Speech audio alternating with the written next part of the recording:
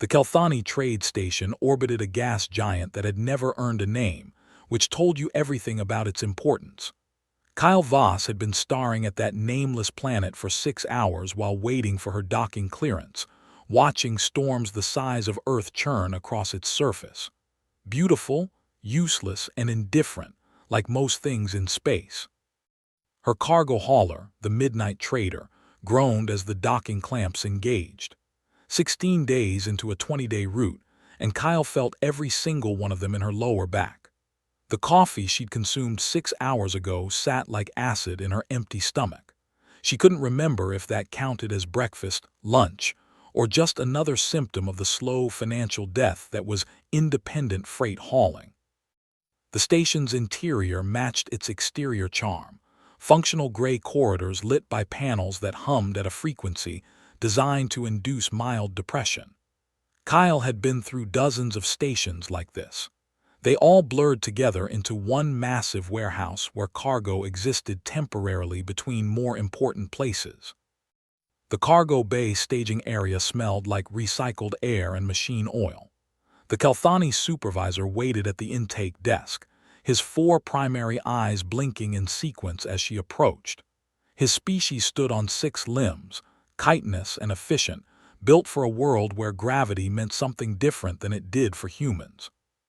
"Your manifest indicates standard container freight," the supervisor said, his translation collar rendering his chittering into flat bureaucratic standard. "Docking gate 7, automated unload, 16-hour window." Kyle pulled up her assignment on her wrist display, checking the docking fee. 840 credits. That was 2 days of fuel, or 1 actual meal instead of protein bars that tasted like regret, or the difference between making her mortgage payment on time versus the late fee that would trigger the interest rate increase that would make next month even harder. The cascading failures of independent freight work, as explained by every accountant who'd ever told her to get a real job. "I'll be out of your station in 12 hours, Kyle said. The supervisor's eyes blinked out of sequence confusion. His secondary eyes, smaller ones near his mandibles, fixed on her with new attention. "You're parked adjacent to the new Starsteel shipment," he said, and something in his tone might have been pride if pride could be filtered through a species that communicated partially via pheromones. "Arrived yesterday. 16 beams, each one forged in a neutron star's gravity well." "Sound expensive?" "Extremely." The supervisor's mandibles clicked. "Also extremely heavy. We've had to recalibrate the entire bay's gravitational distribution to prevent structural stress." Kyle glanced past him toward the cargo zone. A cluster of Kelthani workers surrounded what looked like dull gray beams, each about 4 meters long and maybe 30 centimeters wide. They'd positioned anti-gravity platforms beneath each one, and even with mechanical assistance, it took 3 workers per beam to guide them onto transport sleds. "That's a lot of effort for metal," Kyle observed. "Starsteel isn't just metal." The supervisor's tone shifted into what Kyle recognized as lecture mode, that particular flavor of condescension that came from someone who believed expertise and superiority were synonyms. "It's forged under pressures that would liquefy organic matter.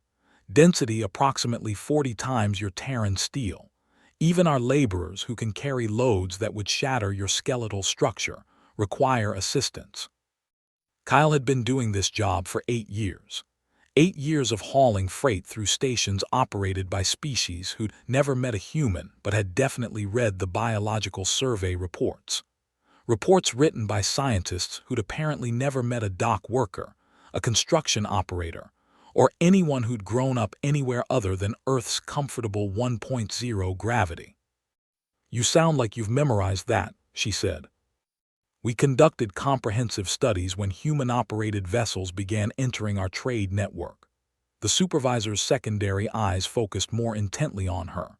"Your species has fascinating limitations. Your mythology includes figures of extraordinary strength, Heracles, Samson, various cultural strongmen, but your actual physical capabilities are statistically modest.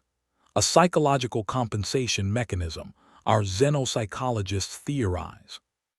You tell yourself stories of strength because you evolved in an environment that consistently reminded you of your fragility. Kyle looked at the supervisor, then at the star steel beams, then back at the supervisor. The mathematics of desperation were simple. 840 credits she didn't have, a beam that supposedly couldn't be lifted, and a supervisor absolutely certain he knew what humans could and couldn't do. How much does one of those weigh? She asked. In Terran measurements. Approximately 900 kilograms. Kyle did the math one more time. 2 days of fuel, 1 good meal, the mortgage payment that would determine whether next month was manageable or catastrophic. Tell you what, she said, I'll make you a deal. Supervisor went very still. Kelthani didn't have facial expressions the way humans did, but Kyle had learned to read posture over the years. The angle of primary limbs, the tension in the secondary set, the way mandibles held position without their usual ambient clicking. What manner of deal? He asked slowly. If I can move one of those beams manually, no assistance, you waive my docking fees. The translation collar emitted a sound that didn't translate, which probably meant the supervisor was cursing in a frequency range humans couldn't hear. That would be physically impossible for your species. Then it's a great deal for you, no risk. You would injure yourself. Station medical intervention would be required. Liability insurance protocols would escalate. There are regulatory requirements about species endangerment. I'll sign a waiver. The waiver wouldn't protect the station from 840 credits, Kyle interrupted. That's what we're talking about. The cost of me not doing this versus the cost of your insurance premium increasing by what, 0.001%. A small crowd had gathered. 3 Kelthani dock workers, 2 of whom had been guiding a star steel beam. A Vrex cargo inspector whose species looked like someone had asked an octopus to cosplay as a spider. Something that might have been a methane breather in an environmental suit, or possibly just an unusually elaborate trash receptacle. The supervisor's mandibles worked soundlessly. Kyle recognized the body language of someone about to make a decision they knew was stupid, but couldn't resist, because the alternative was admitting uncertainty. The wager is accepted, he said finally. If you can lift and move 1 star steel beam using only your physical strength, a distance of at least 2 meters, your docking fees will be waived. When you fail, you will pay standard fees and submit to a medical scan to ensure you haven't caused internal damage that would constitute a station liability. Deal. Kyle walked toward the nearest beam. Behind her, the supervisor made a clicking sound his translator rendered as, "Someone retrieve the medical kit," and the incident report forms, all of them. The Kelthani workers backed away. One of them deactivated the anti-gravity platform. The beam settled onto the deck plating with a sound like a minor earthquake being filed away for later. Kyle crouched beside it. The metal was cool under her palm, dense in a way that made her hand feel insubstantial. She'd been lifting cargo since she was 16 years old on Titan, where gravity ran hot at 1.3 standard and the industrial sectors pushed it even higher. Her body had spent 12 years learning what weight meant in environments that didn't forgive weakness. She got her hand under one end and lifted. The supervisor's translation collar made a noise like feedback, then went silent. Kyle straightened up, the beam balanced across her shoulder and turned to face him. The weight was significant. She felt it in her legs, her core, the muscles along her spine engaging in the familiar pattern of bearing load. But it was manageable, just cargo, just weight that needed moving from one place to another. "Where did you want this?" she asked. The thing about breaking someone's understanding of physics is that there's usually a moment, brief, crystalline, where their brain tries to reconcile what they're seeing with what they know to be true. The Kelthani supervisor experienced that moment while watching Kyle adjust her grip on 900 kilograms of neutron-forged metal like she was repositioning a bag of groceries. His primary limbs locked. His secondary eyes stopped tracking. His translation collar rebooted twice, producing a sound like a garbage disposal arguing with itself. The supervisor's vocalization came through as fragmented standard. That isn't. The gravitational constant doesn't. You wanted 2 meters. Kyle walked forward, counting steps. 1, 2, here good. She set the beam down. It hit the deck with the same seismic thud as before, except this time the workers scattered like she'd thrown a grenade into a chicken coop. The Vrex inspector dropped his datapad. The methane breather's environmental suit emitted a whistling sound that might have been alarm or applause. Nobody really knew what that species considered entertainment. One of the dock workers had climbed halfway up a support strut and was clinging there like a very large, very confused spider who just witnessed God trip over his own feet. "How much do I owe you?" Kyle asked. The supervisor's mandibles worked soundlessly. Then, medical scan, immediately. You've sustained internal damage, skeletal fractures, muscle tears. Your biology cannot withstand that level of strain without. I'm fine. You cannot be fine. The compressive load on your vertebrae alone would. Look, do you want to run the scan or waive the fees? Because I've got 12 hours to unload my actual cargo, and I'd like to grab a meal before the galley closes. The supervisor made a gesture with his secondary limbs that Kyle's translation software rendered as distressed uncertainty. He turned to the nearest worker. "Retrieve the portable scanner. Full skeletal and muscular imaging. If her bones haven't shattered, I want to know why." Kyle stood in the middle of the cargo bay 3 minutes later, while a Kelthani medical technician waved a scanning wand over her body. The device beeped, whirred, and displayed results on a holographic screen that the supervisor studied with the intensity of someone reading their own autopsy report. "Bone density within normal parameters for your species," he said, each word emerging like he was pulling teeth. "Muscle tissue shows standard human configuration. No microfractures, no tears, no hemorrhaging." He looked up from the screen. "No anomalies whatsoever." "Great, so we're done." The supervisor's voice climbed half an octave, his translator struggling to render the pitch of his distress into human-audible frequencies. "Your physiology indicates you are an average human female. Average bone structure, average muscle distribution. Your file lists your homeworld as Ganymede Station, gravity 0.14 standard, which should make you weaker than baseline Earth-normal humans, not stronger." Kyle leaned against a cargo container, feeling the familiar ache in her shoulders that came after any heavy lift. Not pain, just the reminder that she'd used muscles for their intended purpose. "Ganymede was where I was born. Grew up on Titan Industrial Complex. Gravity there's about 1.3 standard." The supervisor went still again. That particular stillness, she'd learned, meant a Kelthani brain was processing information it didn't want to accept. "That information was not in your manifest." "Didn't know it mattered. It's just where I lived." "Just where you," the supervisor turned to his datapad, fingers flying across the interface. "Pull up the Human Diversity Database. Cross-reference gravitational adaptation, regional variation, occupational conditioning." One of the workers brought up a holographic display. Kyle watched data scroll past, charts, graphs, population distribution maps overlaid with gravitational measurements. Earth, Mars, Luna, the Belt Colonies, Titan, Europa, a dozen terraformed worlds. 3 generations of humanity spreading across systems with wildly different environmental pressures. "This can't be correct," the supervisor muttered.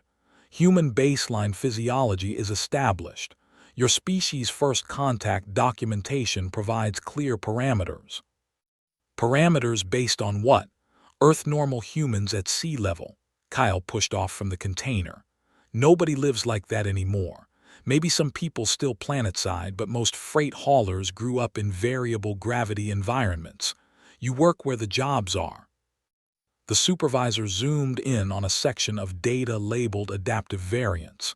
His mandibles clicked rapidly, either deep thought or an impending panic attack, possibly both. Your species doesn't have a standard baseline, he said quietly. Sure we do. 2 arms, 2 legs, breathe oxygen, need water. Physical capabilities, strength, endurance, skeletal load tolerance. He gestured at the screen.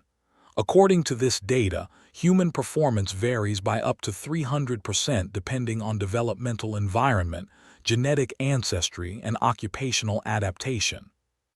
Kyle shrugged. Sounds about right. You're telling me some humans couldn't do what you just did? Most couldn't. My sister can't even open a sealed ration container without tools, but she can hold her breath for 6 minutes and does differential equations in her head, so we've all got our thing. That isn't, the supervisor's translator emitted static. Species don't work that way. You're supposed to have consistent parameters, predictable ranges. How do you write safety regulations for a species where one individual can lift star steel and another can't open a door? You label things and hope people read the warnings. The dock worker who'd climbed the support strut had descended and was now staring at Kyle like she'd spontaneously grown an extra head. He chittered something the translation software couldn't parse. He wants to know if you're a genetic modification, the supervisor said, or a cyborg, or possibly a myth. Just worked freight since I was 16. You lift things, you get better at lifting things. Not complicated. Muscle development has limits determined by skeletal structure, and the supervisor stopped. How much do you lift regularly? Cargo containers mostly. Standard 20-footers are about 2,000 kilos loaded. I use gravity sleds for the heavy ones, but you've got to maneuver them manually in tight spaces. And those sleds fail constantly because nobody maintains rental equipment. The supervisor pulled up another data screen, his movements growing more agitated. Average human cargo hauler physical conditioning, cross-reference with occupational strength development. He read silently. His eyes blinked in sequence. Left, right, left again. Distress. There are humans in your occupation who have never lifted anything heavier than their own body weight. Yeah, they use the equipment exclusively. Probably smarter than my approach, honestly. I keep telling myself I'll get proper load gear, but then I'd have to maintain it, and if it breaks I'm stuck waiting for repairs, and time is money, so, she trailed off. Point is, I'm probably on the stronger end of the distribution, but I'm not special. You want to see special? Talk to the people doing construction work in 2-gravity environments. They'll make me look lazy. The supervisor stared at her, then at the star steel beam, then at his datapad, where human diversity data continued scrolling past in an endless cascade of contradictions. I'm transmitting an emergency consultation request to the Kelthani Science Enclave, he said finally. This requires xenobiological verification. Does that waive my docking fees? Your docking fees are waived. Please don't touch anything else until the scientists arrive. Kyle checked her chrono. How long are they going to take? Because I've still got cargo to unload. They'll be here in 4 hours. We're redirecting a research vessel. The supervisor's tone had shifted from condescending to haunted. In the meantime, please remain available for questioning and possibly additional scans. And just stay visible. If you vanish, I'm going to assume I hallucinated this entire interaction. Can I at least get something to eat? The supervisor made a sound his translator rendered as resigned acceptance of cosmic absurdity. Station galley, level 3. Meals are complimentary for, he paused, humans whose physiological capabilities are causing intersystem regulatory crises. Appreciate it. Kyle headed toward the lift, leaving behind a cargo bay full of Kelthani having quiet existential conversations. Behind her, The supervisor pulled up a communication interface and began composing a message that started with the words, "We need to recalculate everything." Dr. Thena Corey arrived on the station 4 hours later with 3 graduate assistants, 2 crates of scanning equipment, and the absolute conviction that she was about to expose a hoax. She'd built her career on debunking sensationalized xenobiology reports. The humans can survive vacuum exposure nonsense. They couldn't, though they lasted longer than expected. The human immune systems can adapt to any pathogen myth, wildly overstated. Her personal favorite, the incident where someone claimed humans could see in complete darkness. Turned out the facility's complete darkness had infrared leakage. This would be another footnote in her publication record, Structural Impossibilities in Station-Based Fraud, a case study. The freight hauler sat in the station's medical bay eating what appeared to be a protein bar that had given up on life. She looked tired. She looked ordinary. She looked exactly like the biological survey data suggested a human should look: bipedal, bilaterally symmetrical, approximately 68 kilograms. No visible cybernetic enhancements. "You're the one who supposedly lifted the star steel," Thena said. "Lifted it, carried it, set it down. Whole thing took maybe 20 seconds. Demonstrate." They returned to the cargo bay. The same beam sat where Kyle had left it, surrounded by warning markers someone had placed like it was a crime scene. Thena positioned her assistants with scanning equipment, checked the calibration on her portable sensors, and nodded. Kyle walked over, crouched, and lifted. Thena's primary research assistant made a choking sound. Her secondary assistant dropped a sensor array. Thena herself experienced what her own research papers would have clinically described as catastrophic model failure. The human stood there, 900 kilograms balanced on her shoulder, looking mildly bored. "Anything else?" Kyle asked. "Put it down slowly." Kyle complied. Thena approached with her handheld scanner, checking for gravitational distortion, localized mass reduction fields, hidden exoskeleton support, anything that would explain what she just witnessed. The readings came back clean: normal gravity, no technological assistance, just a human woman holding weight that should have crushed her spine into powder. "Your muscle fiber composition," Thena said, forcing her voice into professional neutrality. "What's your myostatin regulation profile?" "My what?" "The protein that limits muscle growth. Your levels would be." "I have no idea what you're talking about." Thena pulled up a holographic display showing standard human cellular structure. "These are the biological parameters that govern your species' physical capabilities: myostatin, metabolic efficiency, skeletal density ratios. Your body should have clear limitations based on these factors." "Sure, but I've been working freight for 12 years. Before that, I was hauling ore containers on Titan. Maybe my body figured out different limitations." "That's not how biology works. Environmental conditioning can optimize existing systems, but it cannot fundamentally alter." Thena stopped. "Titan, what was the gravitational constant?" "About 1.3 standard. Maybe 1.4 in the industrial sectors where they kept the generators running hot." Thena pulled up another data screen: human developmental adaptation, gravitational variance impact, skeletal remodeling in non-Earth environments. The numbers made her secondary brain stem hurt. "You developed your musculoskeletal system in high-gravity conditions," she said slowly. "Your bone density would have increased to compensate for load stress. Your muscle fiber recruitment patterns would have optimized for sustained resistance. You're not a standard human. You're a high-gravity variant." "Is that a problem?" "It's not a classification that exists in our taxonomic systems. Species have consistent phenotypes. You don't get to just adapt to local conditions and call it normal." "Why not?" "Because the entire framework of xenobiological science depended on species having predictable parameters. because trade regulations required standardized physical profiles, because you couldn't write safety protocols for a species that might be 50% stronger or weaker, depending on which station they grew up on. Thena didn't say any of that. Instead, she asked, "Are there other humans on this station?" Station records indicated 3 other human-operated vessels currently docked.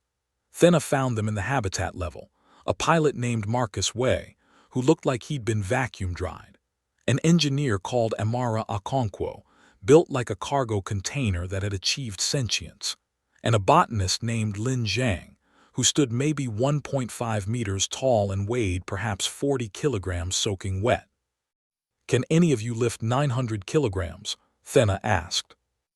Wei laughed. "I pulled my back moving a supply crate last month, 40 kilos, had to spend 3 days in a medical pod." Okonkwo shrugged. "Depends. Deadlift? Probably not.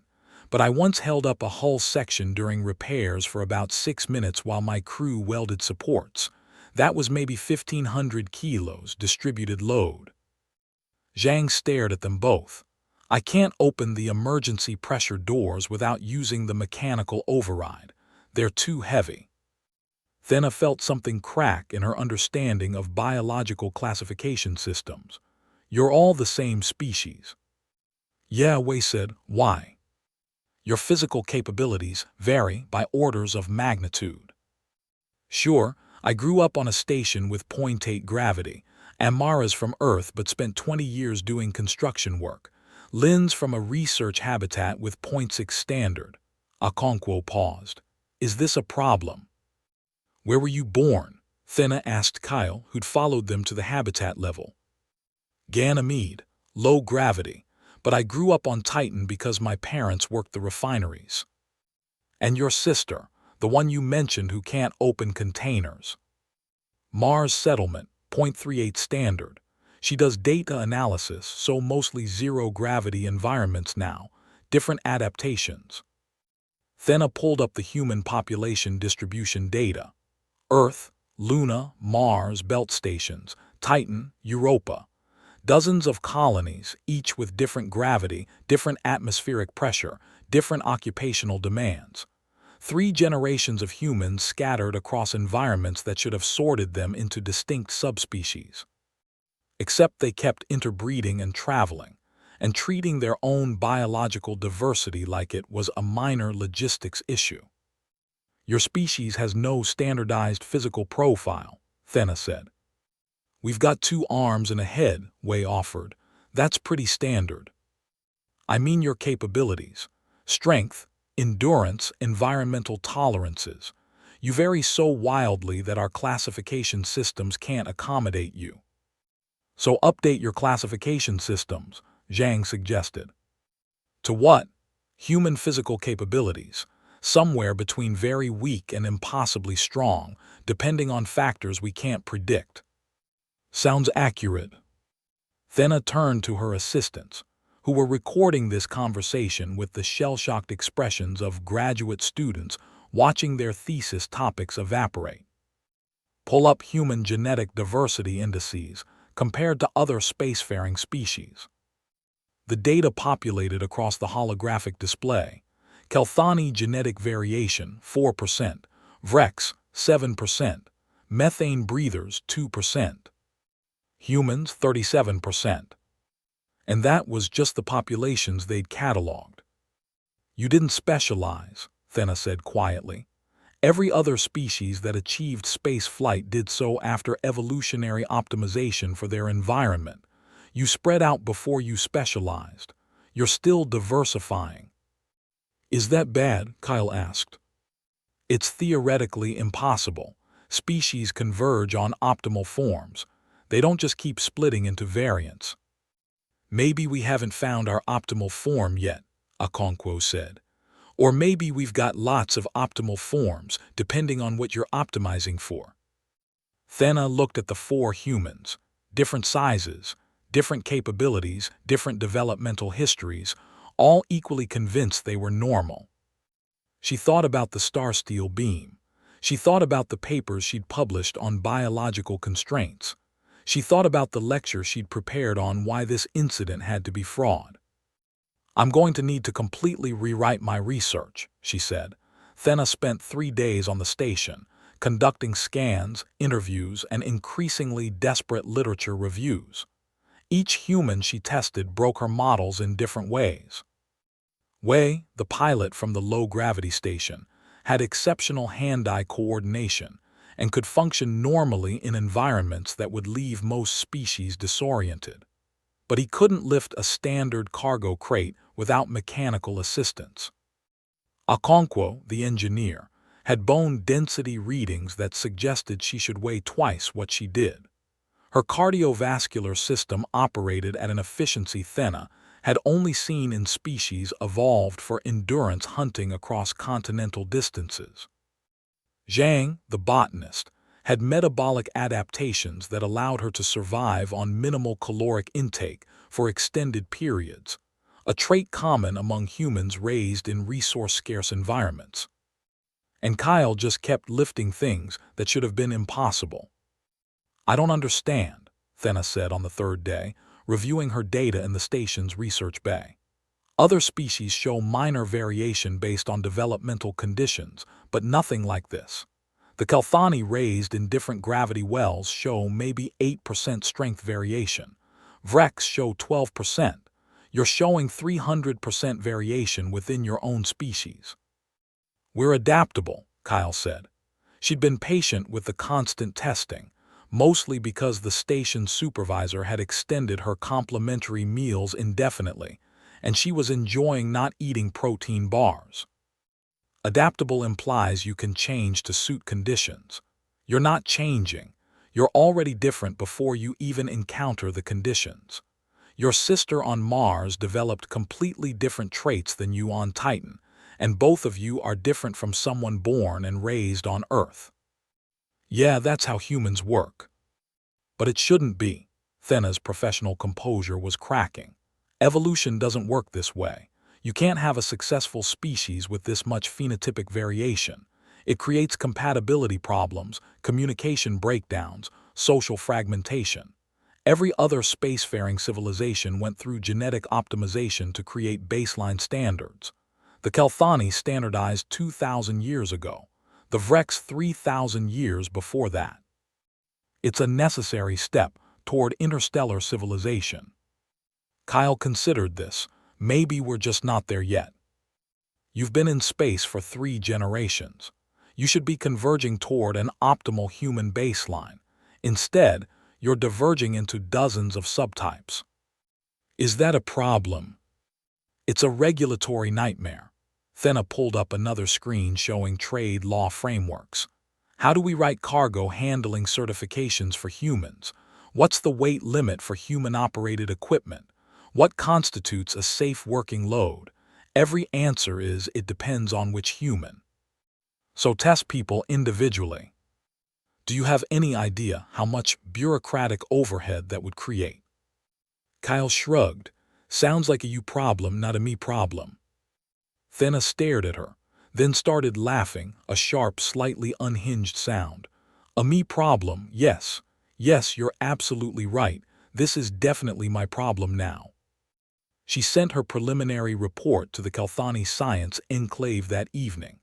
The response came back within 2 hours, a request for her to present her findings at an emergency council session.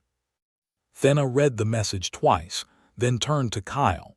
You've triggered a constitutional crisis in 4 trade federations. I just lifted something. You lifted something that revealed a fundamental flaw in how we classify species.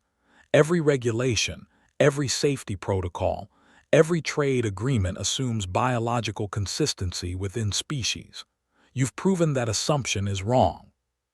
Sorry. Don't be. Turns out our regulations were built on bad science. Thena closed her datapad. I have to attend a council meeting. Want to come watch bureaucrats panic? Will there be food?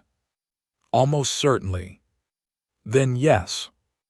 The emergency council session was held in the station's administrative sector, a circular chamber designed to accommodate multiple species seating requirements. Thena sat in the human-compatible section with Kyle beside her, eating what appeared to be a very good sandwich. The Kelthani Trade Commissioner opened the session. We've reviewed Dr. Corey's preliminary findings. They are concerning. That's diplomatic, Thena muttered. The issue, the Commissioner continued, is that our regulatory framework assumes biological consistency. When we certify a cargo vessel for manual loading operations, we calculate safety parameters based on species-typical strength profiles. A Kelthani can lift X amount. A Vrex can lift Y amount. A human can lift, she gestured helplessly, somewhere between 20 kilograms and 900 kilograms, apparently. That's accurate, Thena confirmed. It's unusable. The Commissioner pulled up comparative data. We can't write load ratings that say suitable for humans, maybe, depending on the human. A Vrex representative raised 3 limbs in objection. This creates unprecedented bureaucratic overhead. Every human entering our stations would require individual testing, documentation, capability certification. The processing delays alone would disrupt cargo flow.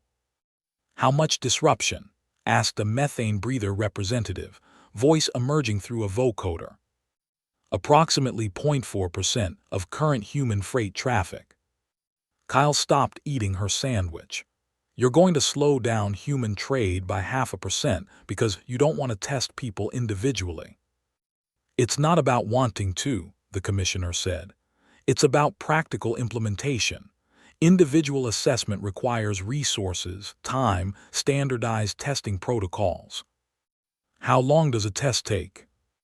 That would depend on the test design, but conservatively. Give me a number. The Commissioner consulted her datapad. Perhaps 12 minutes per operator for basic strength and capability assessment. Kyle pulled out her own datapad, fingers moving across the screen. Humans represent 3% of freight traffic in Kelthani space. Individual assessment adds 12 minutes per operator. Annual impact across your network. She showed the calculation. 4,000 hours. Precisely, 4,000 hours of. You spent more time than that arguing about beverage temperature regulations last year. Silence fell across the chamber. The Commissioner's mandibles stopped clicking. How do you know about the beverage temperature debate? I haul freight through 12 different stations. Word gets around. Kyle took another bite of her sandwich. Point is, you've got 2 choices. Either test humans individually, which takes 4,000 hours annually, or keep using your current system and hope nobody gets hurt because you assume they were all the same. There is a third option, the Vrex representative said quietly. We could restrict human access to stations until your species develops a standardized phenotype. The temperature in the chamber seemed to drop. Kyle set down her sandwich. You want to ban humans from trade stations because we're too diverse. Not ban. Restrict until biological consistency can be verified. That could take generations, Thena interjected. Humans show no signs of phenotypic convergence. If anything, they're diverging further as they colonize more environments. Then perhaps they're not ready for interstellar trade. Kyle stood up. She wasn't tall, maybe 1.7 meters, and she'd spent the last 3 days being poked by scanning equipment. But something in her posture made the entire chamber pay attention. You're basing galactic trade policy on the assumption that every species has to be identical copies of each other. That's not science. That's just lazy bureaucracy. It's necessary standardization, the Commissioner said, but her voice lacked conviction. No, it's easier. There's a difference. Kyle gestured at Thena. She spent 3 days testing humans and found massive variation. Know what else she found? 0 injuries, 0 accidents, 0 cases where our diversity caused actual problems. The only problem is that your paperwork doesn't have a box for depends on the individual. Regulations require predictability. Then regulate equipment capacity instead of operator species. Test individuals instead of making assumptions. Update your systems to match reality instead of restricting reality to match your systems. The chamber fell quiet again. Kyle sat back down and resumed eating her sandwich, apparently satisfied she'd made her point. The methane breather representative made a sound like wind through a cave system. The human raises valid concerns. Valid but impractical, the commissioner countered. Restructuring our entire regulatory framework would take years. How many years did it take to build this station? Kyle asked. Approximately 8 years of planning and construction. Then you can figure out how to test people individually, unless stations are easier to build than bureaucratic flexibility. Council session ended without resolution, but Thena noticed something interesting. Nobody had actually voted to restrict human access. They talked around it, debated it, suggested it as an option. But when the time came to make it official, the motion died in procedural limbo. Fear of change, Thena realized, wasn't the same as commitment to action. She spent the next week conducting additional research, this time focusing not on individual humans but on the broader question: were other species as standardized as everyone assumed? The answer surprised her. Kalthani showed 8% variation in strength based on developmental gravity. Not much, but present. Vrex showed 12% variation based on atmospheric pressure during growth cycles. Methane breathers showed significant cognitive variation based on chemical composition of their home environment. Every species showed some variation. They just never bothered to document it thoroughly because the variation fell within acceptable tolerances for their regulatory systems. Humans were different only in degree, not kind. They just varied more than anyone had expected because they'd spread to more environments in less time than any species in recorded history. Thena compiled her findings into a comprehensive report titled Phenotypic Variation in Spacefaring Species, a comparative analysis with emphasis on human diversity patterns. It was peer-reviewed by 3 xenobiologists who each suggested she was either brilliant or having a breakdown. Possibly both. The report concluded with a recommendation: update biological assessment protocols to account for interspecies variation across all documented species, with special attention to humans who represented the extreme end of the spectrum. She transmitted it to the Science Enclave, the Trade Federation, and every major academic institution within communication range. Then she waited. The response came faster than expected. Not agreement, bureaucracies never agreed quickly, but interest. Questions, requests for additional data, proposals for new testing methodologies. The Kalthani Trade Commissioner sent a private message. Your report has created considerable debate, also considerable headaches. I'm not sure whether to thank you or file a complaint. Thena sent back, file both, I probably deserve it. Meanwhile, Kyle had finished unloading her cargo and was preparing to leave the station. Thena found her in the docking bay, running pre-flight checks on the Midnight Trader. You're causing quite a stir in academic circles, Thena said. I lifted something heavy. That's not exactly revolutionary. You revealed that an entire framework of interstellar regulation was built on false assumptions about biological consistency. That's fairly revolutionary. Kyle made an adjustment to her navigation console. Will they change the regulations? Eventually. Bureaucracies move slowly, but they do move, especially when the alternative is looking stupid. How long is eventually? Months, maybe a year. These things take time. And until then, humans will keep working around regulations that don't fit, and officials will keep pretending not to notice. Kyle smiled. So business as usual. More or less. Thena handed her a data chip. My full report.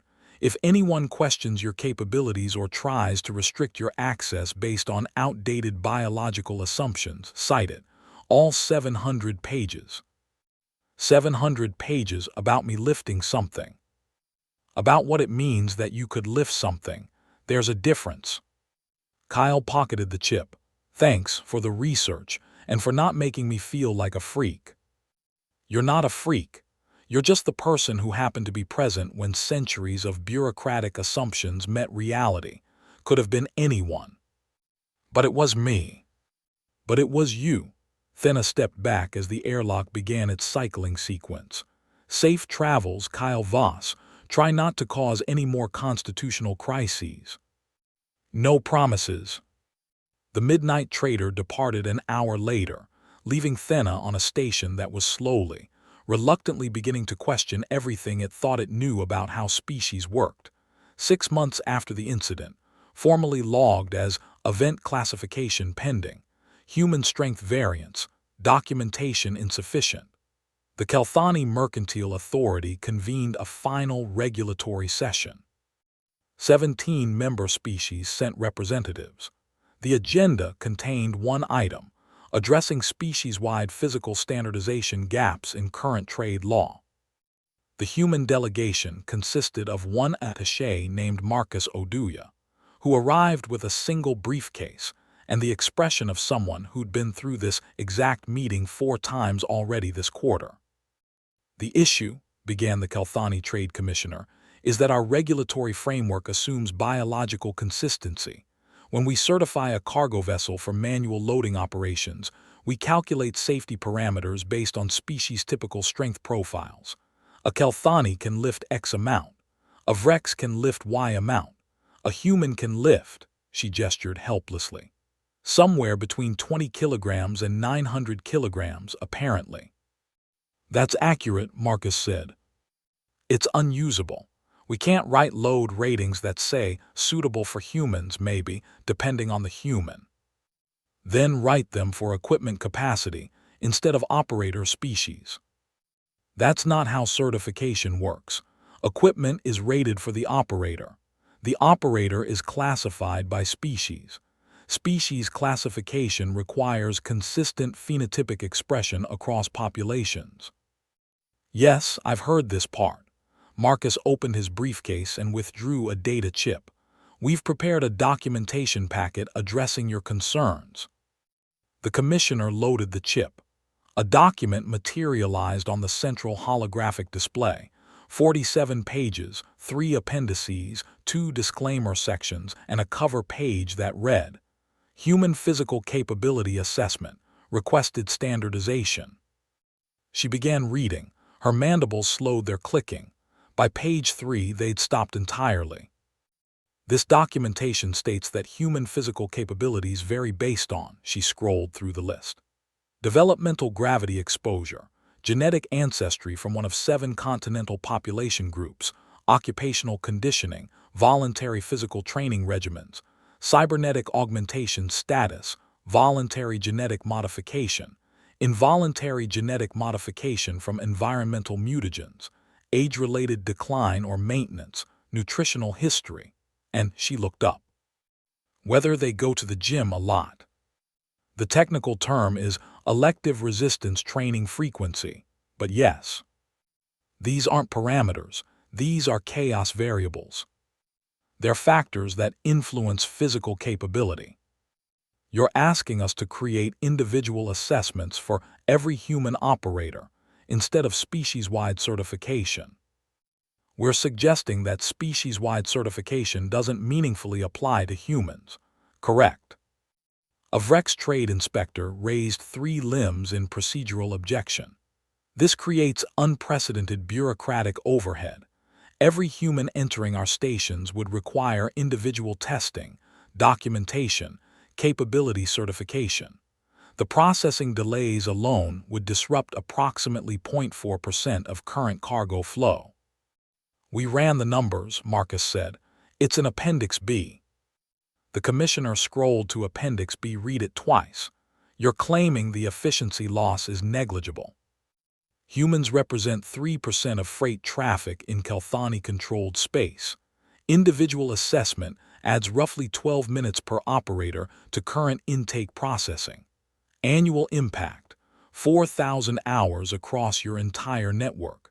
You spent more time than that arguing about beverage temperature regulations last year. That was a critical health and safety concern. It was about whether chilled beverages should be served at 4 degrees or 6 degrees standard temperature. The commissioner's translator emitted a sound that didn't parse, probably cursing in a frequency humans couldn't detect. The methane breather representative spoke, voice emerging through their vocoder like a philosophical sigh. The broader issue is that humans are setting a precedent. If we accommodate species-specific variation for your kind, other species will request similar exceptions. Other species don't have similar variation, Marcus said. How do you know? Because you've been cataloging biological data for 3,000 years, and this is the first time the regulatory framework has encountered this problem. If other species had our variability, you'd have noticed by now. Perhaps we simply haven't been asking the right questions. Then ask them. But while you're figuring out whether other species have secret strength variations, humans still need to move cargo, which means you need functional regulations that account for how we actually work. The commissioner pulled up another section of the documentation. Your proposal includes a provision stating that humans may voluntarily self-report capability estimates without mandatory testing. Correct. That's an honor system in trade regulation. We're not going to lie about whether we can lift something. That's how people get hurt. And injured workers don't make money. Marcus leaned forward slightly. You're treating this like humans are trying to exploit variability for advantage. We're not. We're just trying to work without triggering compliance violations every time someone stronger or weaker than your paperwork expects shows up. The paperwork expects consistency. Then the paperwork needs better expectations. Silence settled across the chamber. The particular silence of bureaucrats realizing their systems had been designed around assumptions nobody had thought to question. The commissioner closed the documentation. This will require council approval, formal revision of trade classification standards, probably 2 years of committee review. We can wait 2 years, Marcus said. Humans have been working in your stations for 5 years already without proper classification. We'll keep doing what we've been doing. Which is what exactly? Ignoring the parts of your regulations that don't make sense and hopping nobody notices. The Vrex inspector made a sound his translator rendered as horrified realization. How much of our regulatory framework are you currently ignoring? Only the parts that assume we're identical to each other. Everything else, safety protocols, environmental requirements, medical standards, we follow those. We're not reckless. We're just differently capable. The commissioner stared at Marcus, then at the documentation, then at the assembled representatives who were all having the same thought. How many other species were quietly working around regulations that didn't fit their actual biology? I'll forward this to the council, she said finally, with a recommendation for expedited review. Appreciate it. One question. The human who triggered this, the freight hauler who lifted the Star Steel. Is she aware she's caused a constitutional crisis in 4 trade federations? Probably not. She's usually mid-route when these meetings happen. Does she care? Marcus considered the question. She cares about whether her docking fees get waived. The rest is your problem, not hers. The vote came 3 months later. The revised regulatory framework passed with a surprisingly comfortable margin, establishing new protocols for individual capability assessment across all member species, with special provisions for humans who represented the high-variance end of the biological diversity spectrum. It wasn't perfect, it wasn't elegant, but it worked.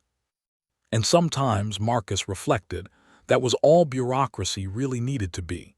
Kyle Voss returned to the same Kelthani trade station 8 months after her initial visit. Same nameless gas giant. Same depressing warehouse aesthetic. Same supervisor at the intake desk, though he looked like he'd aged a decade. "Your manifest is filed," he said, not meeting her eyes. "Docking gate 7, automated unload 16-hour window."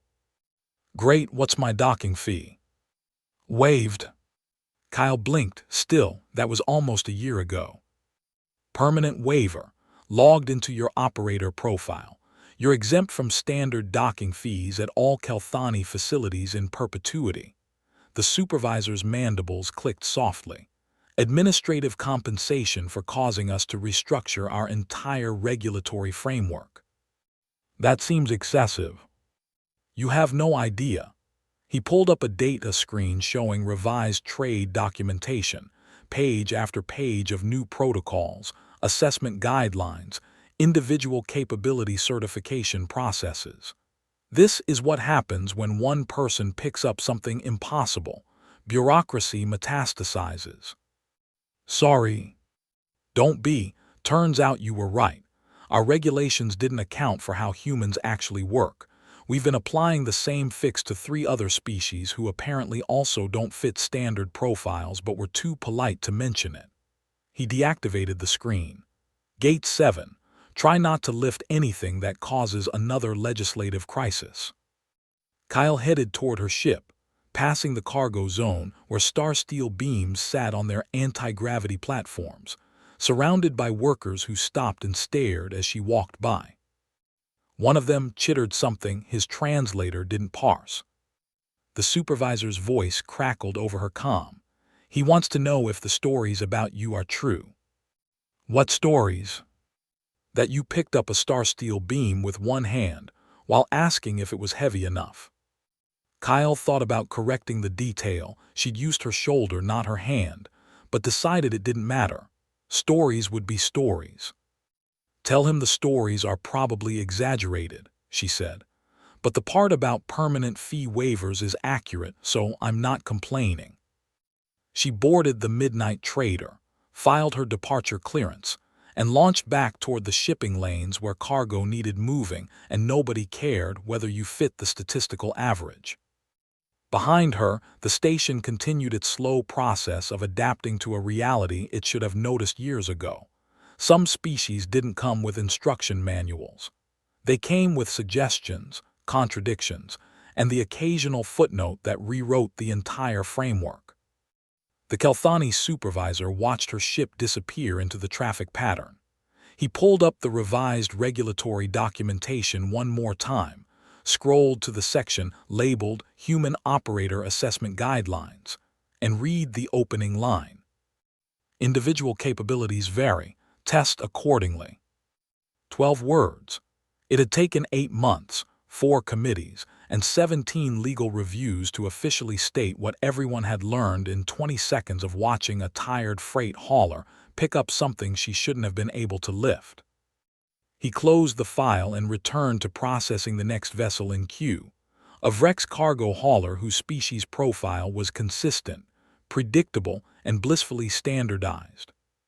Sometimes, he thought, boring was underrated. But sometimes, just sometimes, impossible was exactly what the universe needed to shake itself awake and remember that rules were only as good as the reality they tried to describe.